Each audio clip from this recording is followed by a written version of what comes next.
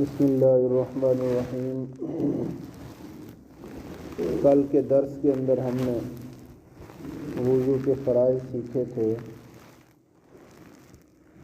وضو کے فرائض جو قرآن مجید کی روشنی میں بیان کیے گئے ہیں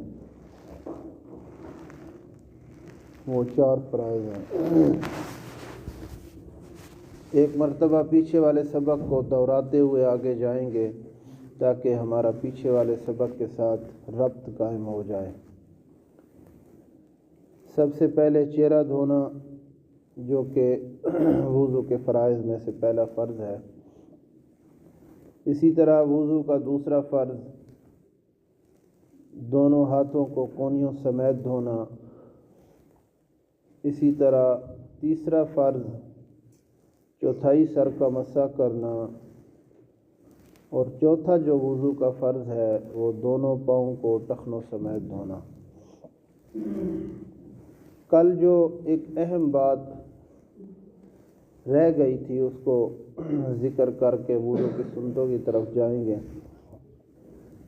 بعض اوقات وضو کے اندر مسح کے اندر کافی احتیاط برتی جاتی ہے۔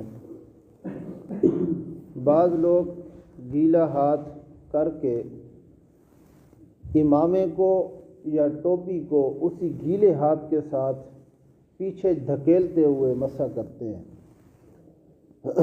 تو یہ صحیح نہیں ہے، کیونکہ جو تر ہاتھ ہوتا ہے اگر وہ تر ہاتھ کسی چیز کے ساتھ بھی لگ جائے یا جسم کے ساتھ یا کپڑوں کے ساتھ تو وہ استعمال شدہ ہو جاتا ہے، مطلب مستعمل ہو جاتا ہے۔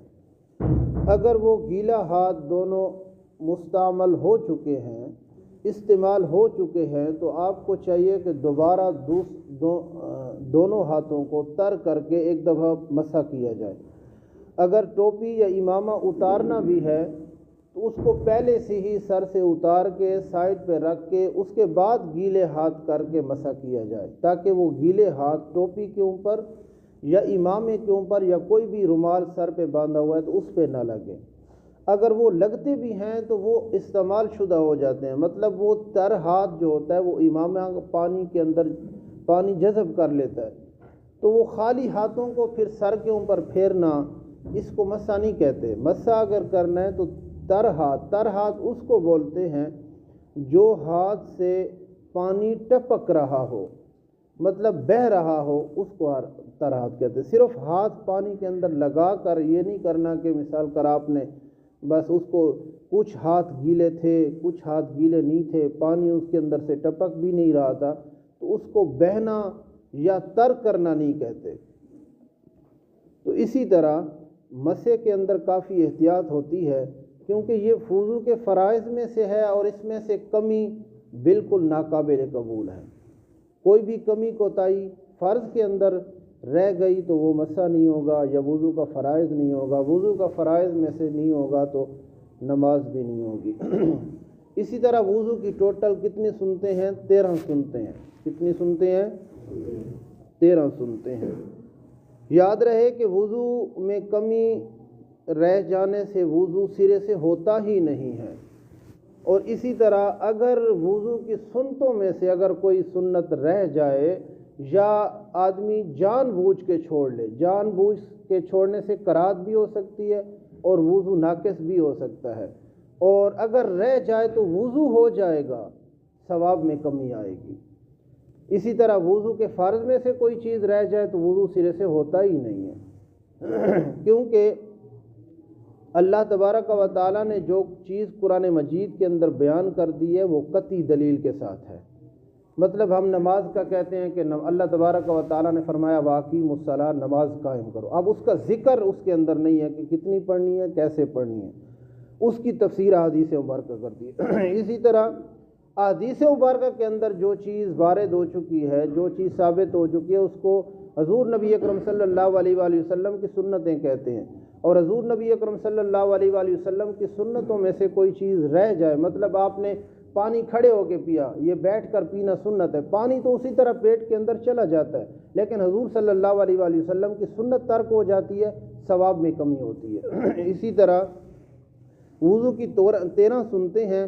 سب سے پہلی جو سنت ہے وہ ہے نیت کرنا۔ کیا ہے؟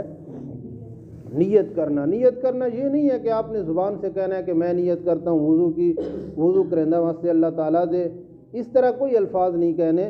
بس انسان کا صرف ارادہ ہوتا ہے کہ میں طہارت حاصل کرنے جا رہا ہوں، طہارت اس چیز کی حاصل کرنے جا رہا ہوں۔ اس کے ساتھ قرآن مجید بھی تلاوت کر سکتے، قرآن مجید کی تلاوت بھی کی جا سکتی ہے، نماز بھی ادا کی جا سکتی ہے، نماز جنازہ بھی ادا کیا جا سکتا ہے۔ اسی طرح حج و عمرے کے لیے جس طرح ہم نیت کرتے ہیں، اس کے بعد طواف کرتے ہیں، سعی کرتے ہیں، وہ بھی کیا جا سکتا ہے۔ مطلب وہ اعمال جو اللہ تبارک و تعالیٰ کے ساتھ خاص ہیں، اللہ تبارک و تعالیٰ کی عبادت کرنی ہے ہم نے، تو اس کا ارادہ کرنا کہ ہم اللہ تبارک و تعالیٰ کی عبادت کے لیے پاکیزگی حاصل کرتے ہیں، تو انسان کا ارادہ ہوتا بھی وہی ہے۔ کیونکہ ہم وضو، یہ تو نہیں ہے کہ وضو کر لیتا ہوں تاکہ ہم میچ کھیل سکیں، ایسا بھی نہیں ہوتا۔ ایسا خیال بھی انسان کو نہیں ہوتا کہ میں وضو کر لوں، کہیں میں نے محفل مطلب اس پہ جانا ہے، کسی شادی پہ جانا ہے، وضو کر کے جاؤں۔ تو انسان جب ارادہ کرتا ہے کہ میں نے نماز پڑھنی ہے، تو سب سے پہلے خیال کس چیز کا آتا ہے؟ وضو کا آتا ہے، طہارت کا آتا ہے کہ میں طہارت حاصل کر لوں اور اس کے بعد نماز ادا کروں گا، نماز کا ٹائم ہونے والا ہے۔ یا جنازہ ہوتا ہے کسی کا، تو وہ جنازہ پڑھنے کے لیے انسان کا سب سے پہلے جو خیال کس چیز کی طرف جاتا ہے؟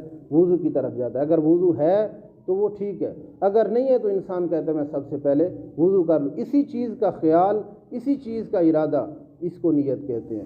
اس کے بعد دوسری سنت بسم اللہ پڑھنا۔ بسم اللہ پڑھنا کا لفظ ہر جگہ پہ اتنے آئے ہیں کہ بسم اللہ پڑھنا، لیکن بسم اللہ سے مراد یہ نہیں ہے کہ صرف آپ نے 2 لفظ پڑھنے ہیں، بسم اللہ پڑھ کے وضو شروع کر دینا ہے۔ حضور نبی اکرم صلی اللہ علیہ وآلہ وسلم نے فرمایا کسی چیز اچھے کام کا ارادہ کرو تو سب سے پہلے اس کو بسم اللہ سے شروع کرو۔ اگر اس کو شروع کرو تو بسم اللہ سے کرو تاکہ اس کے اندر برکت شامل ہو جائے۔ تو یہ سب سے اچھا کام ہے، اس سے اچھا کام تو کوئی ہو ہی نہیں سکتا کہ ہم وضو کریں اور وضو کے لیے وضو کے بعد اللہ تبارک و تعالیٰ کی عبادت کریں۔ تو بسم اللہ الرحمن الرحیم پوری پڑھ کے اس کے بعد وضو کو شروع کرنا حضور نبی اکرم صلی اللہ علیہ وآلہ وسلم کی سنت مبارکہ میں سے ہے۔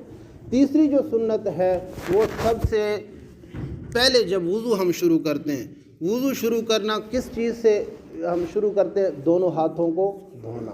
دونوں ہاتھوں کو دھونا، بعض اوقات گھٹوں تک بھی لکھا ہوا ہے، اس کو گھٹوں بھی کہتے ہیں، اور کلائیوں تک بھی ہے۔ مطلب بعض اوقات عمومی طور پر جب ہم کھانا کھانے کے لیے ہاتھ دھوتے ہیں تو وہ یہاں تک دھوتے ہیں۔